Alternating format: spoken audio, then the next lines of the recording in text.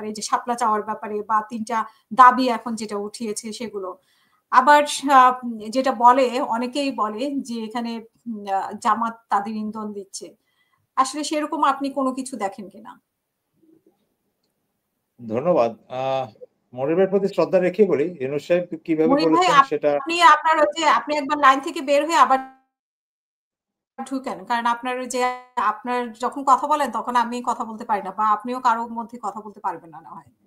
জি জি, পলাশ ভাই, পলাশ চৌধুরী, সরি আপনাকে ইন্টারাপ্ট করার জন্য। তো উনি যেভাবে বলেছেন, প্রফেসর ইউনূস সাহেব কিভাবে বলেছেন ছাত্ররা আমাদেরকে এই করছে, ওটা এক কথা। আর আমার প্রেক্ষাপটটা ছিল ভিন্ন।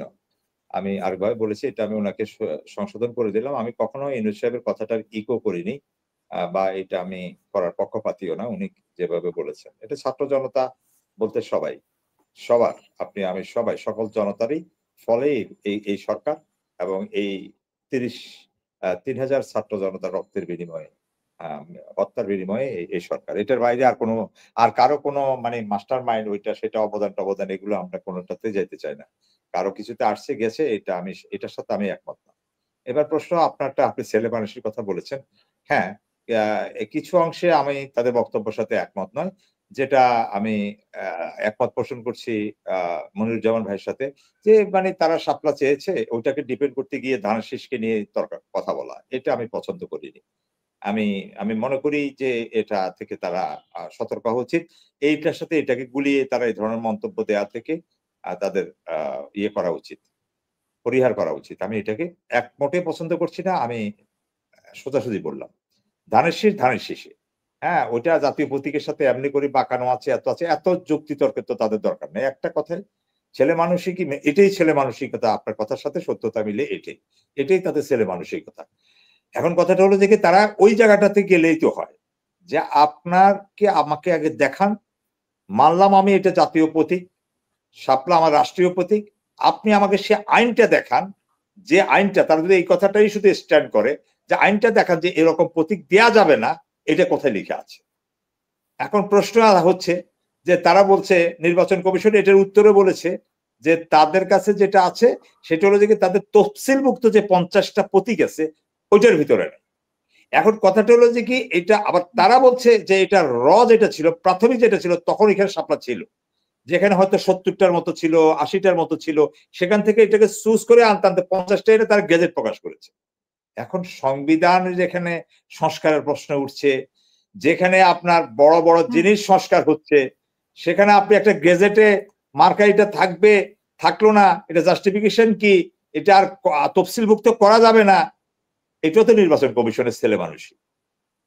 এটা তো মানে ওই যে কোরআন শরীফের হরফ না, যে না এটা একটা হরফ, আলিফ বে তে সে যেগুলো আমরা পড়ছি ওগুলো তো এটা না, বা এটা কোরআনের সূরা না, আয়াত না, যে এটা মানে দেয়া যাবে না। তাহলে কি এখানে নির্বাচন কমিশন একটা পক্ষ নিচ্ছে ওরা যেটা বলছে?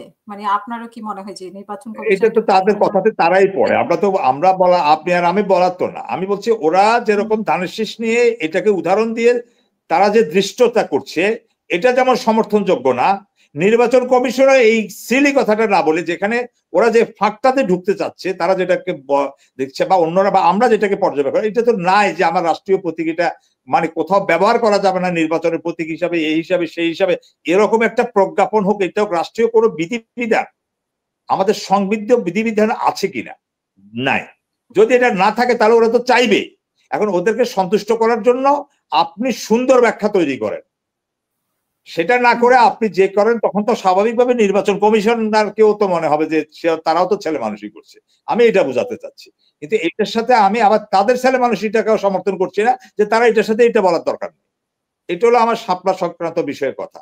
আর জামাতকে তাদেরকে প্যাট্রোনাইজ করছে বা তারা এই করছে না, এরকম কোনো তথ্য আমার কাছে নাই, কিন্তু বা আমার বিচক্ষণে এটা মনে হয় না। তারা তাদের স্বতন্ত্র রাজনীতি করে, এবং আমি তো মনে করি যে আজকে এই যে যেমন এখনই দেখেন আপনি, মনিরুজ্জামান ভাই বিএনপি করেন, একটা সংগঠন করেন, আমি ওই সংগঠনকে ভালোবাসি, তাদের শুভাকাঙ্ক্ষী, তাদের পক্ষে লেখি বলি, হ্যাঁ ছোটবেলা থেকেই করি, লেখালেখি বলা বলি, হয়তো পদ পদবী সদস্য এগুলো হয়তো হয়নি, কিন্তু ওদের সাথেই তো আমার উঠে বসে। এটা তো রেকর্ড পর্যালোচনা করলে যেখান থেকে আমার উঠে আসা, বেড়ে আসা, হ্যাঁ সেই নির্বাচনী এলাকার লোকজনেও তো বলবে যে আমি কি করছি, আমার রেকর্ড কি বলে, তখন আমি একদম সাংবাদিক, মাঠ পর্যায়ে। তো এই জন্য আমি বলছি আর কি যে এটা নতুন করে পরিচয় দেওয়া না, কিন্তু আমি বলছি মনিরুজ্জামান ভাইরা হলো ত্যাগী মাঠের প্রকৃত যোদ্ধা। তাহলে ওনার কথাটার ভিতরে আপনি দেখেন, ওই যে বললো যে আমি জুলাই সনদ চাই না বা প্রকারান্তরে মানে এটা সংবিধানের ঊর্ধ্বে যায়, নিচে যায়, উপরের যায়, নিচে যায়, তাহলে আমার কথাটা আমি তো শুরুতেই বলে দিয়েছি যে তাদেরকে যদি বাদও রাখা হয় তাহলে এত কনসার্ন কেন, এত টেনশন কেন? তারা তো নিবন্ধিত দল না, তারা তো 6 মাসের 7 মাসের 8 মাসের একটা রাজনৈতিক দল, তাদের এত কনসার্ন কেন? আমরা আমাদের গতিতে আগাইতে থাকি, আমরা নির্বাচনটা আনি।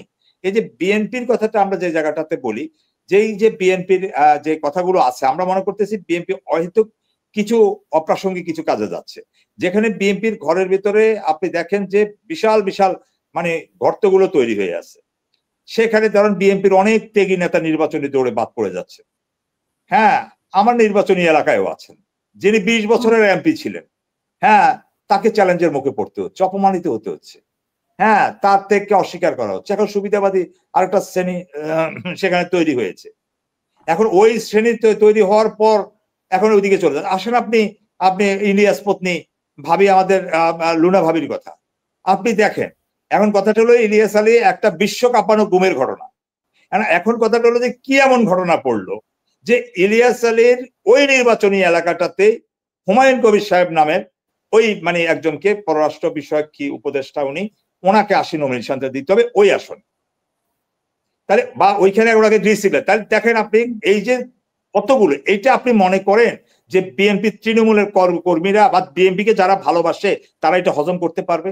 এটা কি খুব প্রাজ্ঞ ডিসিশন হয়েছে? এখন বলা হচ্ছে ভাবিকে দেয়া হবে ওনার মাগুরাতে, ওনার বাবার বাড়িতে। মেয়েরা তো সবসময় মানে তার পরিচয় হয় বিয়ের পরে স্বামীর ইয়েতে। তো উনি তো স্বামীর আদর্শ, স্বামীর কর্মসূচি, ওনার অমীমাংসিত বিষয়, ওনার স্মৃতি বিজড়িত, ওনার ওই আসন বিশ্বনাথ, ওখানে দিতে হবে কেন? আপনি আবার দেখেন যে মালিক ভাই সম্পর্কে কিন্তু এত বিতর্ক নেই।